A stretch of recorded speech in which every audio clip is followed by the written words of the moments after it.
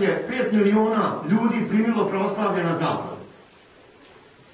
A otišlo je 55 miliona pravoslavni u najveće sekte.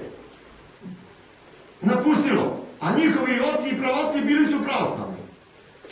To je to kamenje. Kad nećete vaša djeca da slave Boga, slavit će ga jeretici, doći će ovamo i Bog će primiti. I ono što on rekao, mnogi sa istoka i sa zapada doći će i sešće za trpezu sa Avramom, ocem vašim. A sinovi vaši otiću u najcrnju tamu. Mnogi će. Oni sa zapada, Nemci, Portugalci koji sad primili pravoslavlje, skoro jedan grad i 10 sveštenika, jedan biskup, primio je pravoslavlje, prešao u našu veru. Oni će sesti i zatrpeti sa Svetim Savom, a vaša deca u crnu tamu, najcrniju, jer ne poštuju Svetoga Savu. I nemaju hramovi. Oni su otišli tamo gdje je poguba, u disko klubove, u kafane, gdje se gine, a ne da se slavi Bog i život večni stiče. A zemaljsko je zamarena carstvo. Sve će to proći. I treba pred Boga doći. Zato ovaj praznik danas pokazuje nama koliko se Gospod krotak i smiren. I uvijek je svaki trud nagradio. On je čak nagradio i magarca. Magarac koji je njega nosio, dobio je na poklon od njega.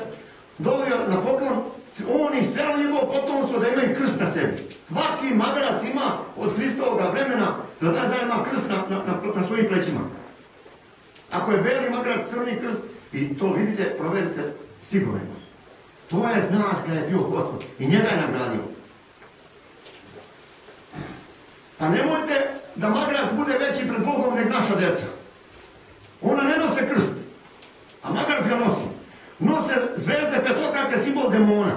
Nose polumesece. Nose svakake figure i nakaze na svome vratu. Današnji praznik ovaj govori i opominje nas prije vaskrsenja Hristovoga. Ako se ne ponizimo kao Gospod danas i ne budemo vodili računa, nećemo vaskrsnuti. Odbacit će nas Gospod.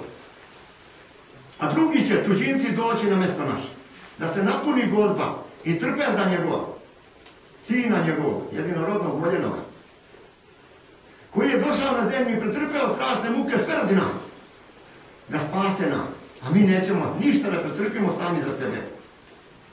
Neka ovaj praznik, koji je, kako kažu, nikada se nije vidjelo tako čudo kao što je Hristos učinio od kada je svijeta, da rođenom slepcu otvara oči i da vaskrsava polutrulog mrtvaca. I sam narod ode za njim. Neka taj Gospod vaskrsne u vama ljubav, revnost i neka on sve vas blagoslovi, a njemu slava i hvala u vekove vekova. Amen.